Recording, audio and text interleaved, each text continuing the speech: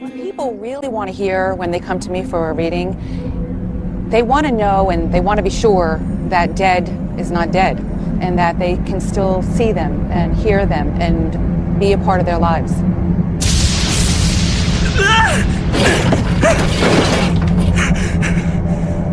No reason to act surprised. I am the Shinigami Ryuk.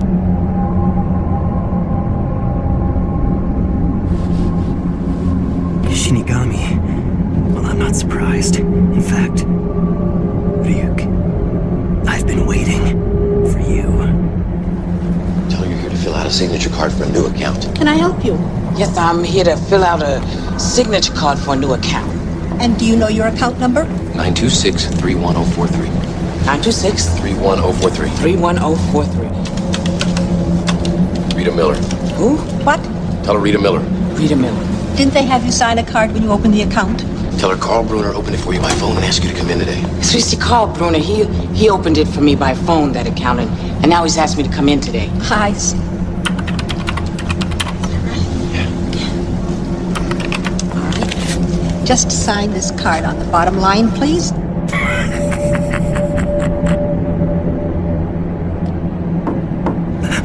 Light?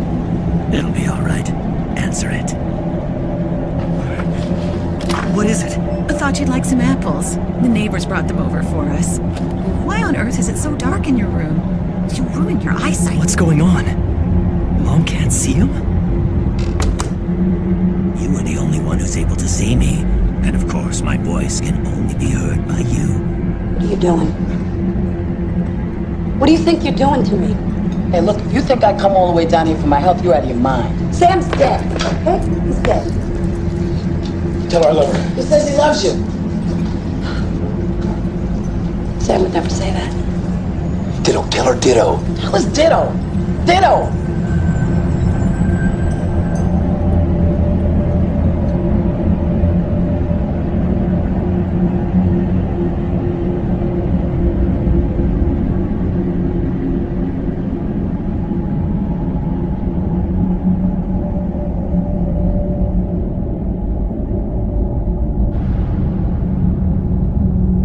Another name I hear too is Mike. Oh, my son. He's showing me his crossing. Something happened in his lungs, and it's as if he's trying to say at the end he couldn't breathe. Who was this child that is trying to tell me that they're here? I didn't. Oh, I'm so sorry, sweetheart. They're showing me that when she left for that side, she was young. I don't think she was even 5 years old. How old was she? Just 2. She's trying to make sure you understand that it was her time to go. And there was nothing you did, and there was no choice that you made, and you are not responsible, and she does not want you to feel guilty. I've heard of mediums in the past, and I've seen some on TV, but I never believed that it was real. And the cancer, was it up in this part of her body? Yes. Because here is where she showed me the cancer's all here. My sister passed away of breast cancer, and she had mentioned early on that she's seen something or felt something within the chest. Right now, she's just counting on you to send her love, tell everybody you've heard from her, and the suffering is over. All right. One other thing, whose name starts with an L? She's telling me she's with her, Louise. The chances of her knowing or even coming close to this person, Louise, which is my cousin. My sister and my cousin were extremely close. That was an experience that I'll never forget for sure. One other name she mentions is May, M-A-E. Is there? Conchetta mentioned the name May, and she actually spelled it out, M-A-E. And at the time, I had no idea of who she could possibly be talking about. When I went home, I talked to my wife about my experience, and she indicated her stepmother had recently passed away within the last 12 months, and her middle name was in fact May, M-A-E, and her first name was Annie.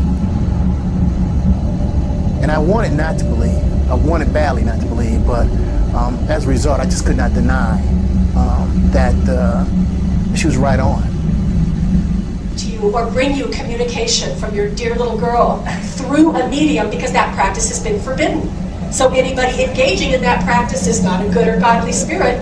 So get this. So they say to me, then how did that spirit know about the pink teddy bear with the locket in the bottom drawer of my bureau? And they told, My little girl thanked me for that teddy bear, and I never had the chance to give it to her because she died before I could give it to her. Then I know this is real. And I say to them, I know this is horrible. This is how despicable these demons are. They take glee in making you suffer. They know about the pink teddy bear because they saw you buy it. They know where you put it. They know about the locket. They know about the inscription on the back. I said, they are deceiving you. Why are you doing this to me? You hear me? Why are you doing this to me? I can't. What May tell her? Tell her she's wearing the shirt that I spilled the margarita on, and the earrings are Oh, Sam says to tell you you're wearing the shirt that you spilled the margarita on, and the earrings he gave you for Christmas.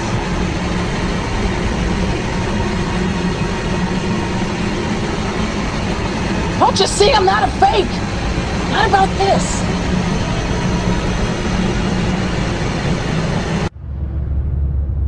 You came up with names a lot of times. Yeah, well, that's them. Well, that's them. Well, that's them. Well, that's them. They came up with names. I get the credit for it, but they're really the ones who are so amazing. Oh, you're amazing. That makes me very happy. But if you walk away with anything today, I don't want you to walk away with saying, I'm amazing. I want you to walk away saying, my family's not dead. And someday we'll all be together again. That's what I want you to walk away with. Oh, thank you. So I got the evening off, and I went out. We went out and had dinner. He told me, "Hey, I got something fantastic to tell you." He said, "I am affiliated with people that speak with the spirits of the dead. How would you like to talk to the spirit of your dead mother?" And I was shocked. I was shocked. He said, "You wouldn't be afraid of talking to the spirit of your dead mother, would you?" Well, I said, "I'll tell you what, I would have to give that some thought, because it's something I never thought about before in my life." Most of us probably haven't. A little afraid of something like that. Well, he says, you know, it's written all over your face. You're afraid of going to a seance. But he says, "I know you. He says, you're going to come." And then he started telling me how brave I was. He says, "You're not the same man. You've changed. You're chicken." That's all I needed to hear. I said, "When do we go to a seance?" Health place? No. Okay. I'm not saying that's where you should work, but you might want to go back to school. Have you thought of that? Yes. I feel you need to go back to school. And who is Catherine or Anne? Who is Catherine? That was a friend of mine. Did she pass away? Yes. At a young age? Yes. Okay, so she didn't grow to be an old person. No. Her spirit is with you. She wants you to know she knows how much you miss her.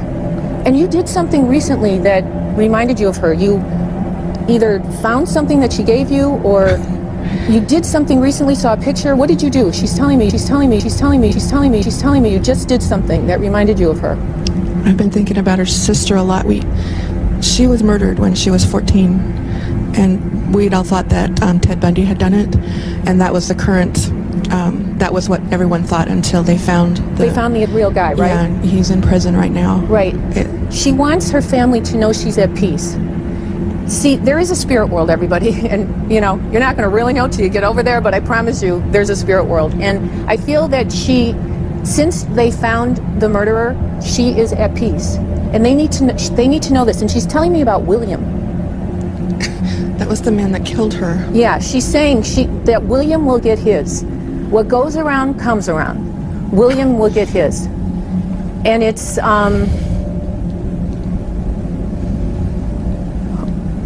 there's a sign. She comes as a sign. Do you see signs and you think, oh, that's her?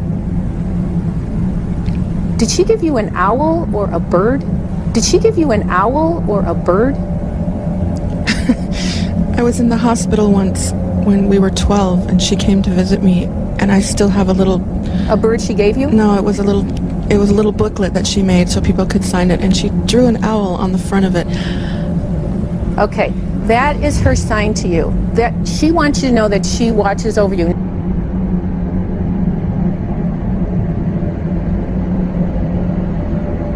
How did that spirit know? Anyway, your friend wants you to know that she's at peace, and I gotta go. So thank you I'm sorry I didn't read for other people, but you guys, thank you so much for trusting me. And just know your friend is at peace. Tell her family. What do you think? The spirits know.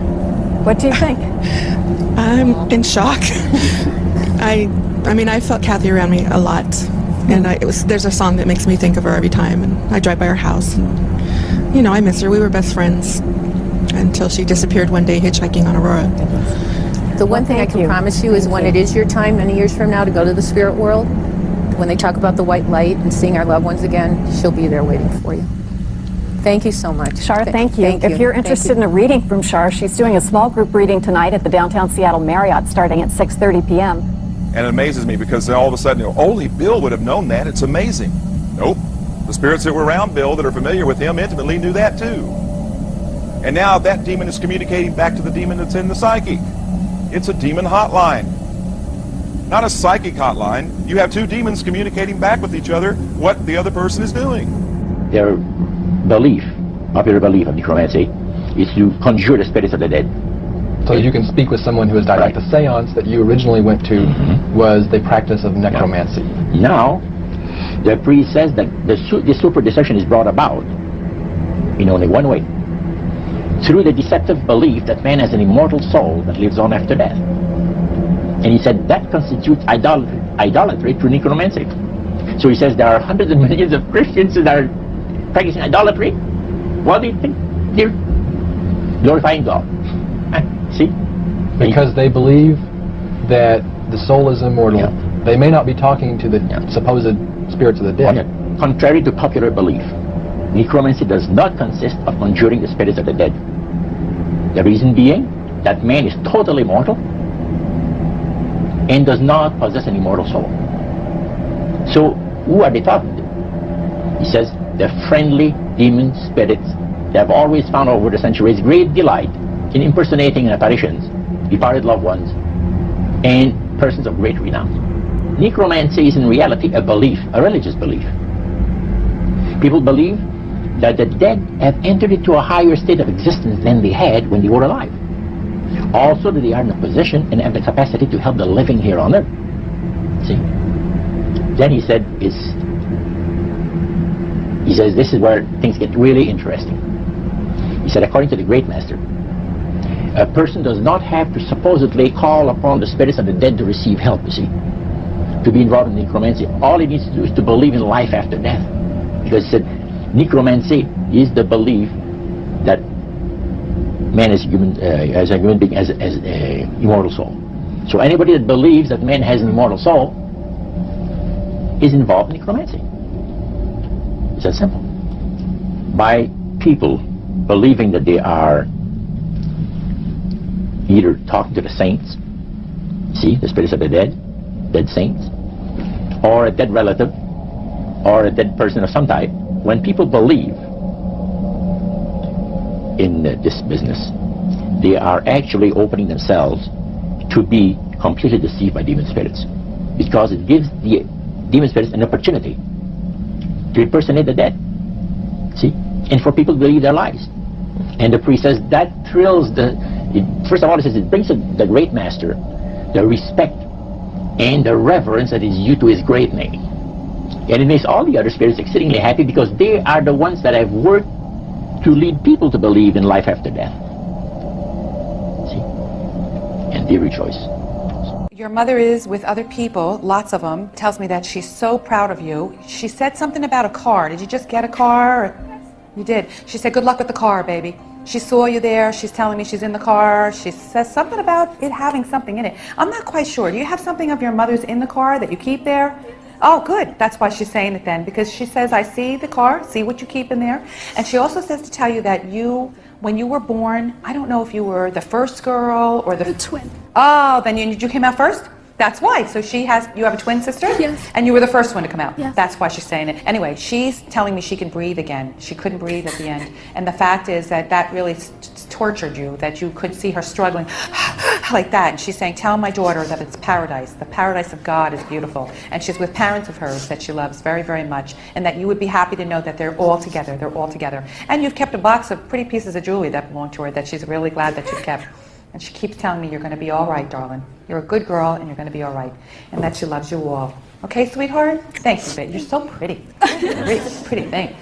Wow. Your mother-in-law has a sense of humor. Did she or was she interested in tea leaves or tarot cards? She drank a lot of tea. Okay, I feel like that's what she's showing me, but she's teasing about it. Like it was like, I want to say she was addicted. When she passed, we started cleaning out the closets. We found boxes and boxes of tea bags, Lipton tea.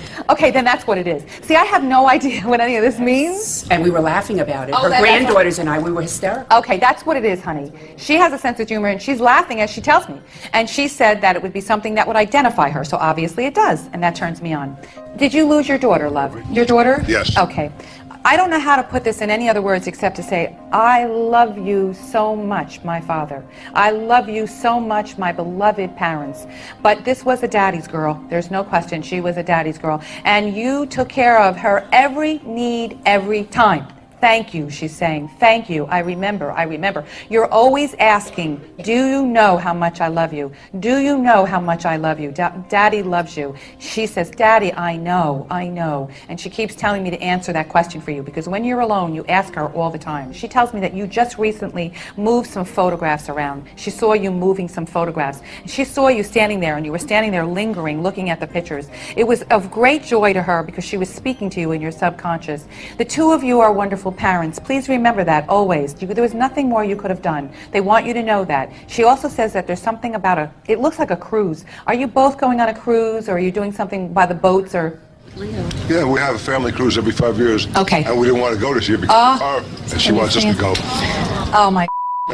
No, she wants you to go. Please. She knows that she mentions the cruise. It's very important that I tell you to go. She wants you to know that she's with you. And she's very proud of her friends and her family, all of you. Please says to tell her mother, Mom, there's pieces of jewelry you kept of hers that she knows that you treasure. I feel like when she shows this to me, it's either in your pocketbook or you have something here with you that you brought. And she says it's in there. Tell my mother I know. I saw her put it in there. Do you know what she's talking about? I have her jewelry and something, her cat. In your pocketbook? Yeah. Now, very good. Please tell you no, she knows you put it in there. And you said, if this woman tells me this is in here, I'll believe it. If she doesn't tell me, I won't believe her. So, Mom, I'm supposed to tell you, don't believe me, believe your daughter, because that's more important. Thank you. You're welcome, sir, I assure you.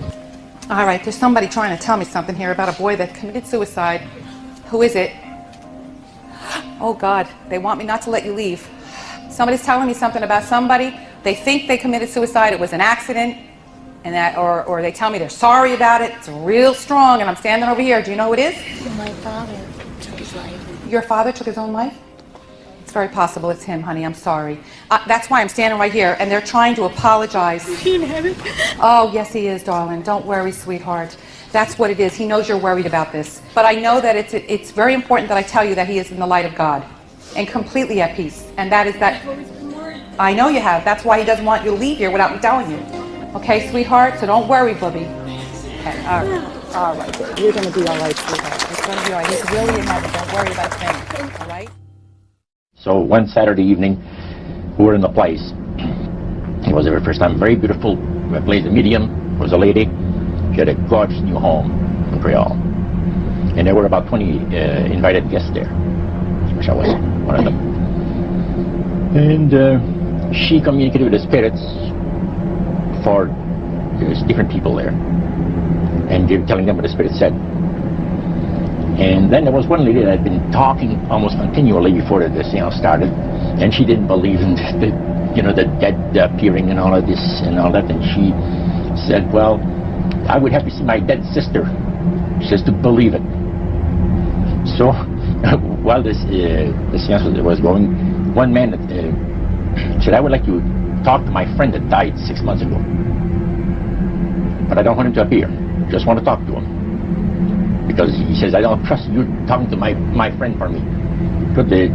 So the medium says, "Let me inquire of the spirit." Yeah, the spirit will talk with you. And that big masculine voice was heard in the place. It says, "Hi, Frank. It's nice of you to ask for me to talk with you." And they had a little chat. And after it was over, Frank says, "This is the greatest thing on earth, to be able to talk with the spirits of the dead." Then the medium said, "We have a very special surprise tonight for you people. A spirit will manifest itself openly here in a few minutes, and It's like a big gust of wind hit the building. And right through the wall. Now the lights weren't terribly bright, but they were like living room lights. A couple of floor lamps, maybe some of these. And that translucent being seemed to come right out of the wall. How did you feel right at that moment? It's almost like my heart stopped a little bit. Very weird feeling. So it was a lady in a beautiful evening gown, floor length. And she said to Mary, "My dear sister, you are so wonderful to have asked for me." And Mary fainted and fell right off her chair on the floor. And a couple of guys jumped up and picked her up, and spirit gone. And that was the beginning of it. That's how you got into it? Yeah, that's the way I got into it. The voice would change, and it would be just like your Uncle Bob, who's been dead 10 years, and you would go, "Oh, that's my Uncle Bob," and he would speak, give you a message, that kind of thing. To be honest, that scared me. I only went to a few of those, but my mother certainly went to more because she was developing towards becoming a medium. She was going to all the development classes, and she was coming on leaps and bounds. But what started to happen was she could no longer control the spirit guides. They were now choosing when to come through her. She could be, I was with her a few times at the shops, walking along the street, and the spirits would come through her, take control when she didn't want to, and take over. Really, they did it to such an extent where her life was not her own anymore. At this point, she wanted out because there was so many spirit voices. They all wanted to give messages to the neighbours, to passers-by, she just, it was getting to the point where she didn't know her own thoughts anymore because they were always talking through her. So she tried to get help. My mother had psychic experiences really since she was a child and through her teens and adult life, but she tended to ignore it. She wasn't too interested then. Obviously she met my dad and they had me, so it wasn't till in later years she decided to pursue it and develop it further. Really when I was about a preteen, I also had psychic experiences as a child too, and was very interested in it as well. Cousins that were involved in spiritualism. In fact, an uncle was a head of a spiritualist church in Ayrshire. It was a normal childhood most of the time. Really, my dad wasn't interested at all in it, so my mother and I didn't really go into it too deeply. Eventually they divorced, and really then I suppose she just plunged into it in a deeper way. But certainly as a child, there were several psychic experiences, dreams, that kind of a thing that my mother and I had. So throughout my childhood there were a few, but it didn't develop until later childhood. There weren't too many scary things happening yet. That wasn't until much later. As a child it was more, I was fascinated with the supernatural. I loved ghost stories, watching supernatural programmes on the TV, ESP, these kind of things. It wasn't until later on that the frightening stuff began to happen. By that point we were both really well and truly involved. As a pre-teen, my mother had already joined a spiritualist church, and I joined it too, and we went every week, a couple of times a week. So by then we were already involved in psychic development classes, mediumship training, seances, that kind of thing. We were already involved in seeking mediums for messages from dead relatives, and really developing in it. We were interested in astral projection, astrology, meditation, yoga. We were becoming deeply involved. So when the odd frightening thing happened, I guess we thought, well, it's just a hazard of the job. You're dealing with spirits, you're bound to get a few negative spirits. We didn't really question too deeply straight away. We had communication with spirit guides. Spirit guides tended to be, the way it would be described would be perhaps an Indian chief or some spirit that had just evolved high up in the spirit world, that had chosen us and had come to be our guide, give us advice, develop our psychic abilities, really be with us all of the time. They would also help channel apparent dead relatives. That's what they explained it to us, whether it was our great-gran, our sister, great-uncle, whoever, channel them through and communicate with them. But yeah, sometimes it would be the spirit guides giving her the information, other times it would be the relatives themselves.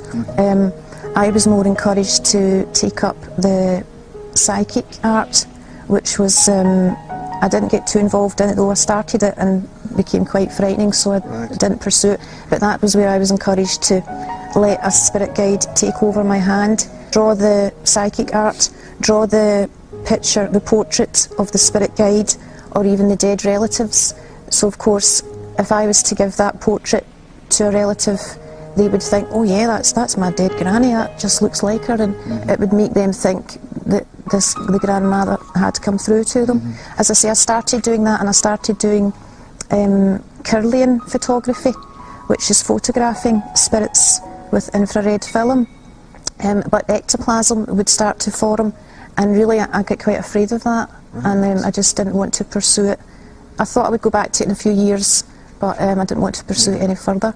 My mother was much more involved than I was. I was a pre-teen, so I was more involved in going out with friends and that kind of thing, but she delved right into it. She would allow spirit guides to take over her hand, and she would write screeds and screeds and pages of so-called sacred writings. A good friend at the time, she was a Catholic girl, and she told me the Bible said you shouldn't do that. And I asked her, well, why? But she didn't really know why. She just said you shouldn't do it. But the spiritualists just assumed, well, Christians are kind of narrow-minded. The Bible, they didn't really believe in it. And some Christian spiritualists even said, well, they sometimes spoke to Jesus, that he was just a psychic, he was just a medium, and they sometimes channeled through Jesus, and it was all kind of mixed up. So at that point, I thought the spirit guides were truly who they claimed to be, and the dead relatives were truly who they claimed to be. As I say, if a poltergeist activity did occur, spiritualists would explain that in the sense of, well, sometimes you do get a mischievous spirit that manages to get through and that kind of thing. Hi guys, happy Halloween. We're going to try this again. Didn't work out too well last time.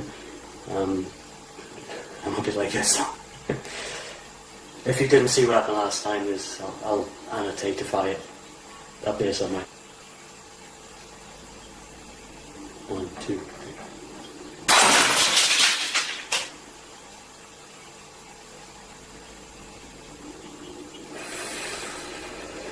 I didn't sway. I don't know. I'm tempted to run out the garden. I really can't do anything with that anyway. What the noise is going on.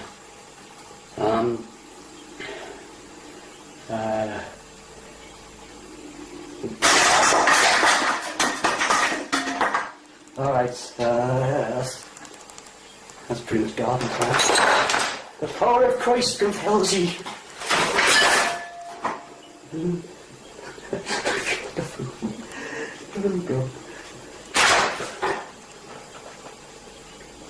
Yeah, that's kind of... I'm using my Ouija board to protect myself. The power of Christ compels ye. That's terrible. Garden time.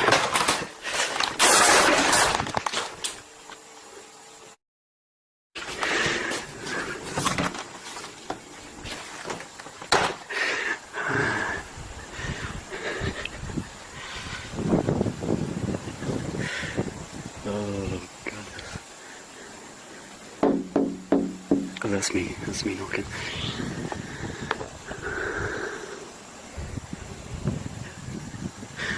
Scared the crap out of me with that glass book.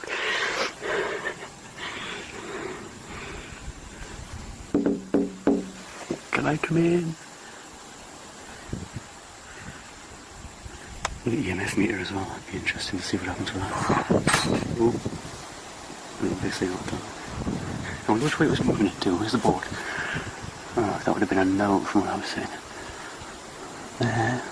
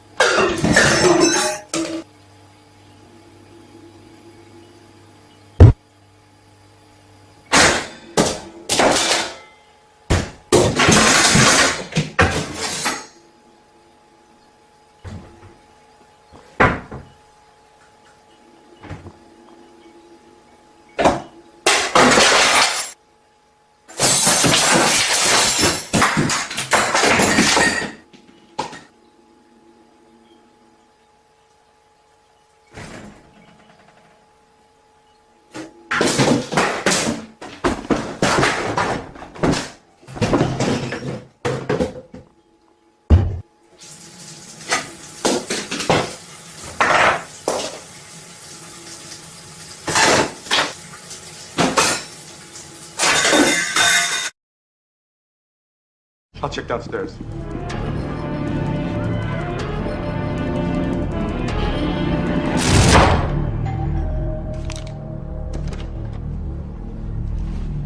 Call.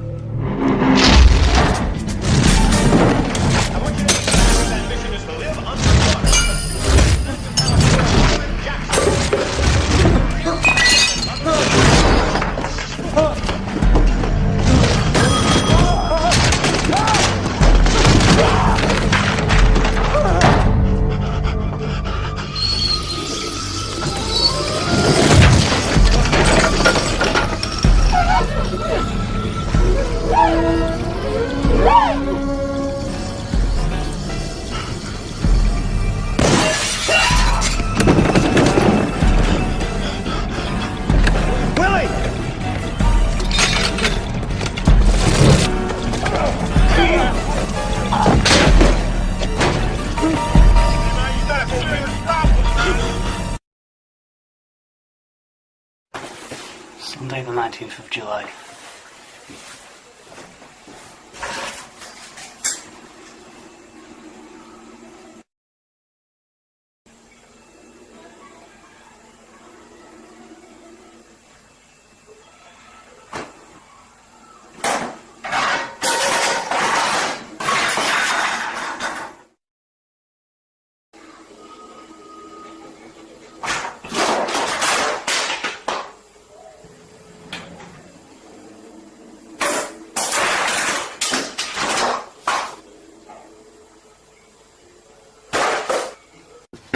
I'm in my greenhouse now, just great.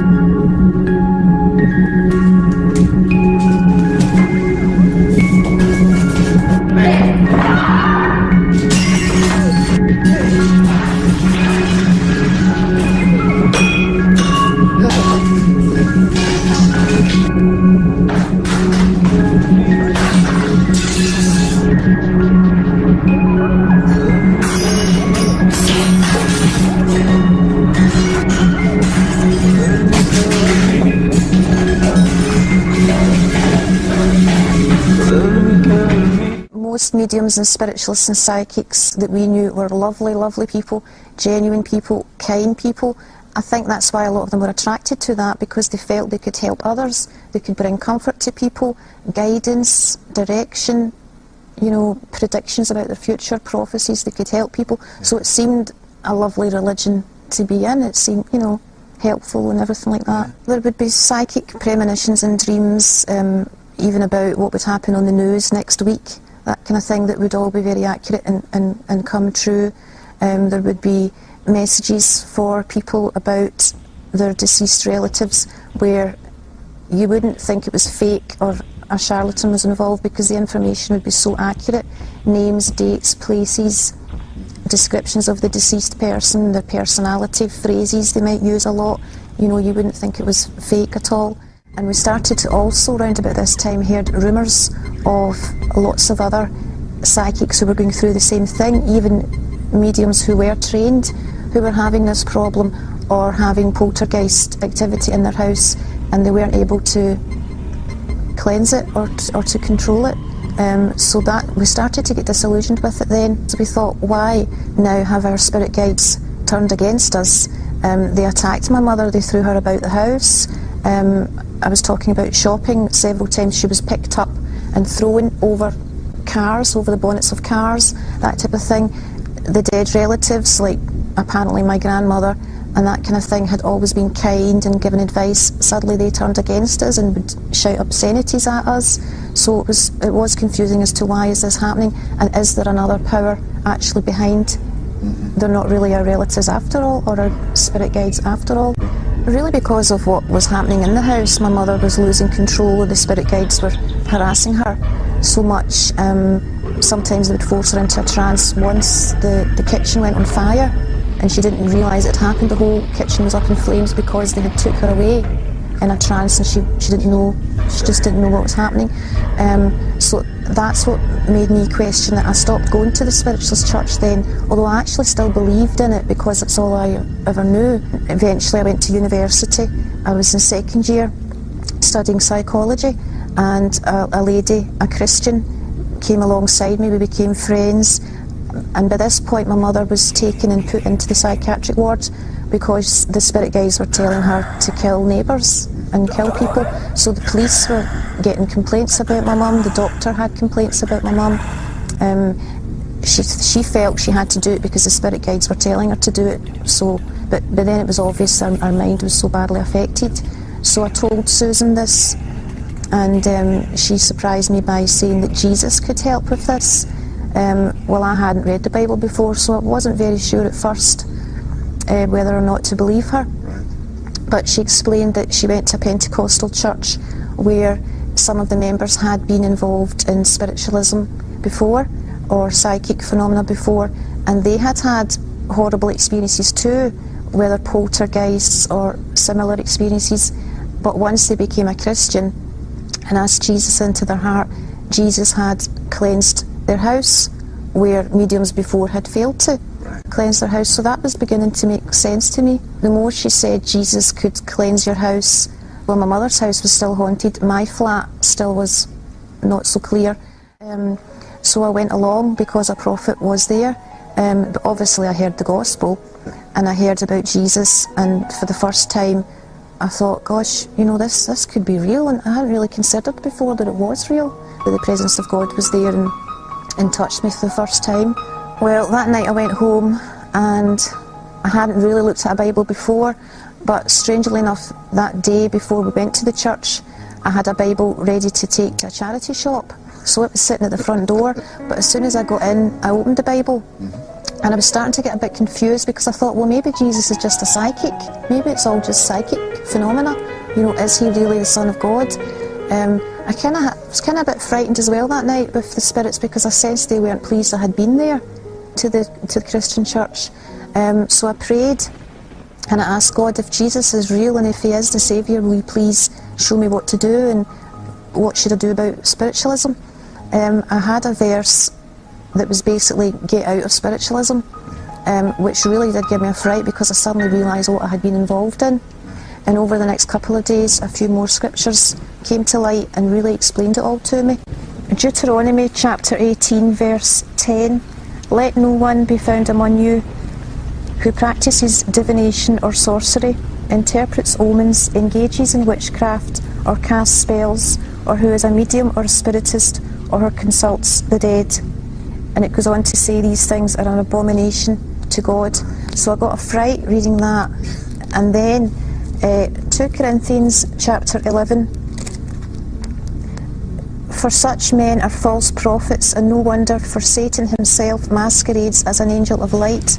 It is not surprising then if his servants masquerade as servants of righteousness. And I realised the spirit guides were not benevolent spirits, and the so-called dead relatives were not our dead relatives, because they did turn against us, they became evil. And it made sense, well, no wonder they suddenly turned against us and attacked us, because spirits can impersonate any person who ever lived. They were masquerading as our relatives and pretending to be them, just they were imposters, basically. Everything involved in the occult, I burned it, or destroyed it in other ways and just repented of it. Obviously needed to ask Christ to forgive me for that, cleanse me for that, have deliverance ministry for it, just have the whole past wiped out. It was easy to throw everything out and destroy everything, because when you suddenly realise these spirits are demons and evil spirits, you don't want anything to do with it. So it was easy to clear everything out, but the thought processes, the memories, the deliverance was more of a process, and that doesn't happen overnight. But with Christ you do walk through that, and he does lead you through that. If anyone has dabbled in these things, you really do need specific prayer for that to be totally set free from it. Absolutely. I think it'd be quite difficult to continue your Christian life without having that all dealt with and totally be set free from it, to really be able to grow and mature as a Christian. Mike Mandel is a Canadian entertainer and lecturer. For many years he was involved in various aspects of the occult, including spirit mediumship. Dozens of entities would speak through him on an ongoing basis. I became involved in what is now known as channeling in the late 1960s.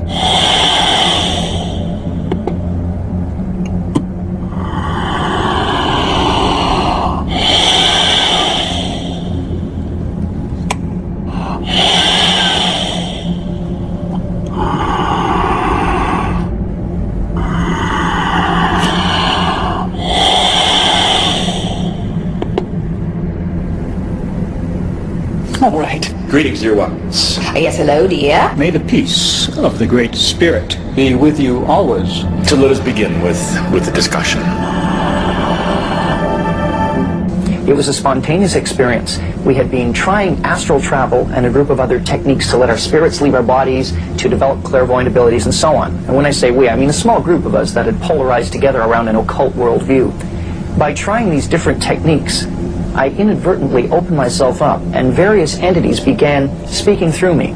Initially speaking in my head, and then eventually taking over to such a degree they were using my vocal cords and speaking through me to our friends. Mike could literally be talking to you as I'm talking to you now, and instantly, in a moment, change and be taken over, and someone else would be talking. And his voice would literally stop being Mike and all of a sudden be somebody else. Initially, it seemed to take them quite a bit of effort to take control of me.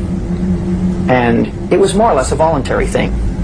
But as time passed, I realized that it was getting much, much easier for them to slip in and out. We used to call it someone popping in. We'd say, oh, so-and-so just popped in and you were gone. And they would appear sometimes for hours, sometimes for just a few minutes. And then we realized eventually that they were able to go in and out as they pleased by the end of things. And we asked one of the entities, someone asked on my behalf and said, why is it that you can get in and out of Mike's personality so readily? And they said something to the effect of, all human beings have a door that will keep other spirit beings out. And in most people's cases, the door is locked and barred and stapled shut and roped shut and sealed. And they said in my case, it was virtually hanging off the hinges. The first time I ever talked to Tobias was on an airplane in 1997, and I wasn't particularly spiritual or metaphysical. I was in the business world at the time, and Tobias came in on his plane flight and started talking, and hasn't stopped since. But initially, it was just me talking to Tobias. I hadn't even told Linda about it. And how long did it take you before you broke it to Linda? That It was about a year. So you kept it to yourself for a year? Yeah. I received what felt like, what I experienced to be a telepathic contact from Bashar and his people. In that moment of the telepathic contact, a memory actually came back of having made an agreement somewhere prior to this life to do this. I grew up in a Roman Catholic family of Sicilian immigrants. Most of them, even today, after I've been channeling Joseph for 15 years, don't know what I do. They have some idea, because I don't talk about it to them, and they don't ask me. They know I do something weird. I was very lucky. I had a lot of support. My friends were very accepting. And that's one thing that I've always been really open about. I didn't really hide it, even from employers, you know. And I've always felt it was really important for me to be honest about that because I saw how it impacted people.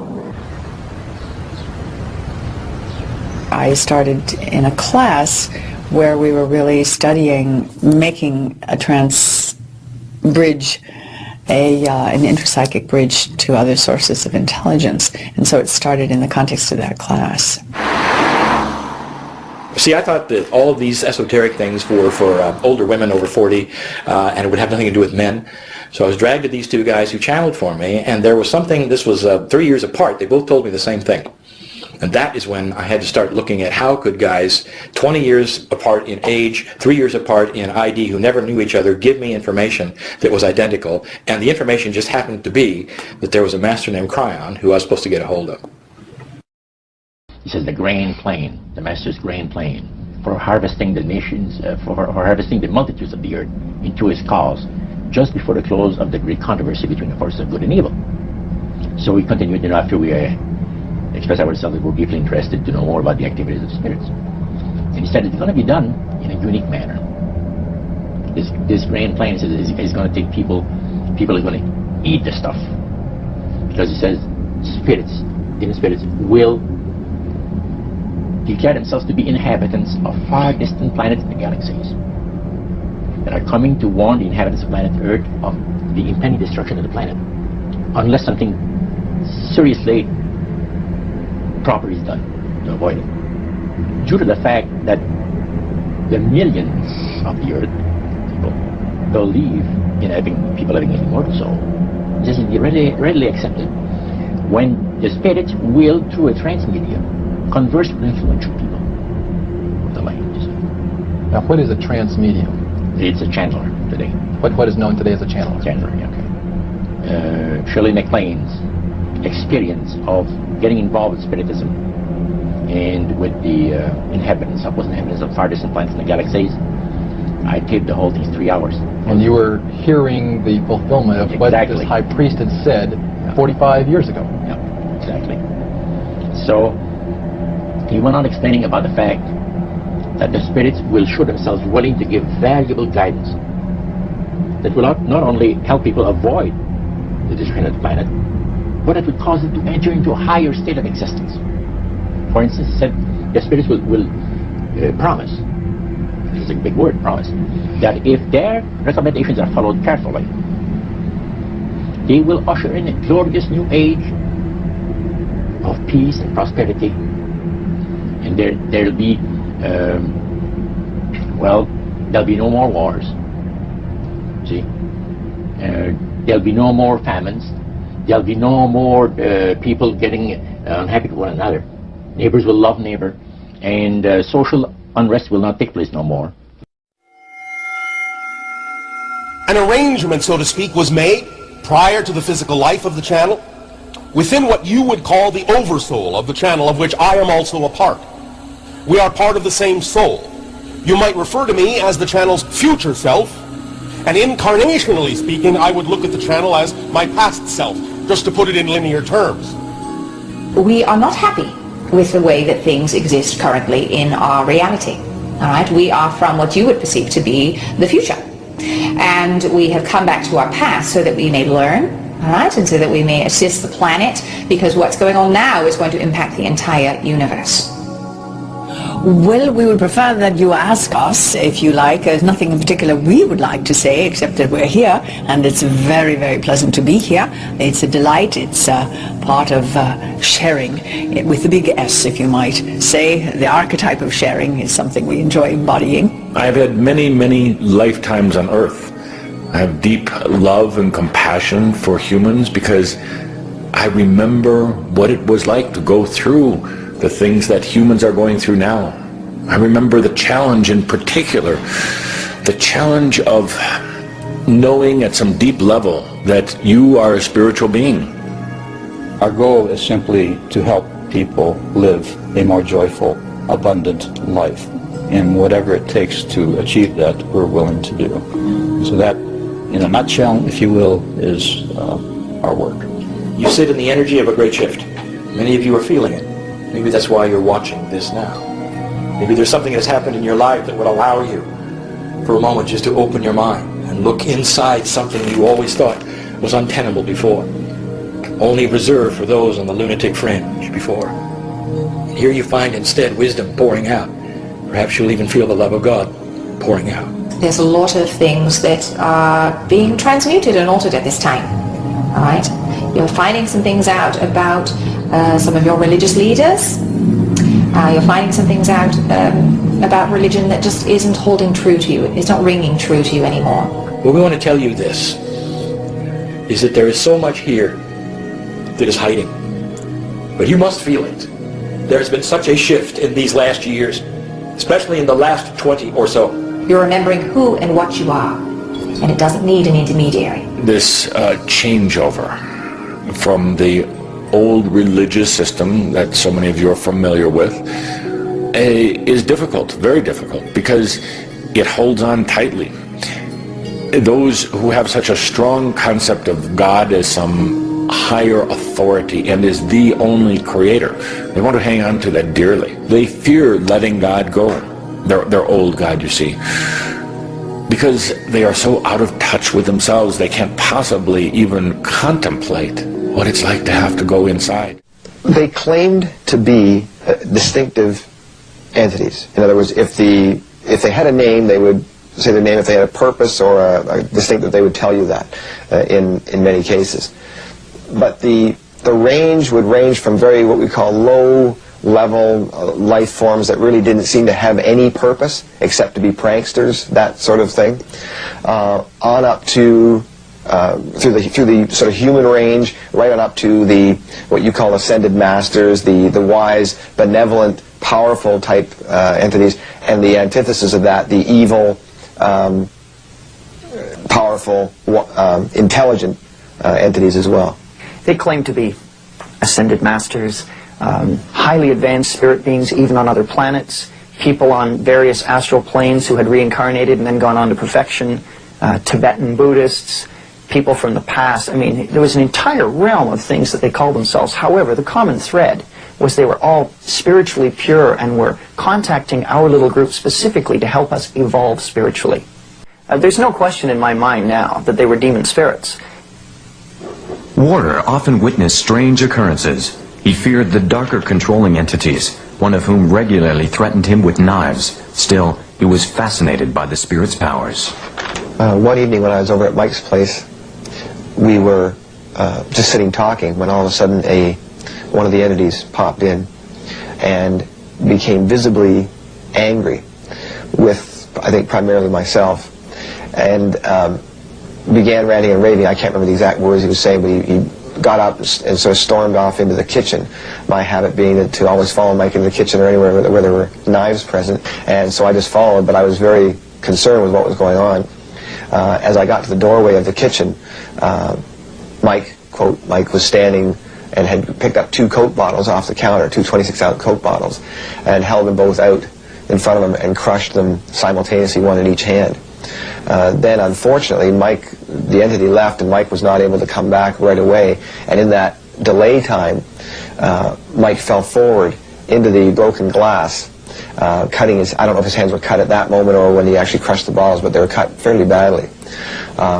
He was obviously in shock when he came back. I got him up, moved to the couch in the living room, and again he was taken over, this time by another entity which seemed much gentler and more benevolent, and held out his hands in a very almost pathetic sort of way and said, "Do the wounds on my hands seem familiar to you?" And now we had an entity who was claiming to be or imitating Christ. Then I would have believed entirely that they were higher beings, a higher spiritual order of beings. I wouldn't have believed in demons. I didn't think they existed. I thought they were an invention of the Christian church. In retrospect now, I can see back with horrible clarity that they were malevolent, created, demonic spirits intent on our destruction. In my own case, I recall that some of the entities we had to deal with were overtly violent, almost psychotic.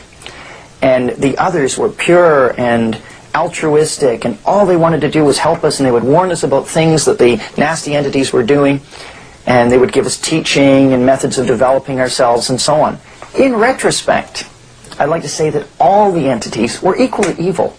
It was the clever way it was presented, by showing this group as overtly evil, that made us more ready to accept these guys as the good guys. In reality, they were all in it together. In evaluating the situation, the reason they appeared to be good or evil was to create a contrast and also to create further deception. You know, it was obviously that the whole thing was an incredible deception, but it would have had no credibility if it was obvious as a deception. Obviously what spirits do is warp people's perception of what reality is about. And I think one of the difficult things is that you are really dealing with people who are being duped, is the best word I could say, and in that handing over of themselves to this power, in that handing over, they're going to see that as good stuff and not see that they are moving towards some very destructive things for themselves and for others.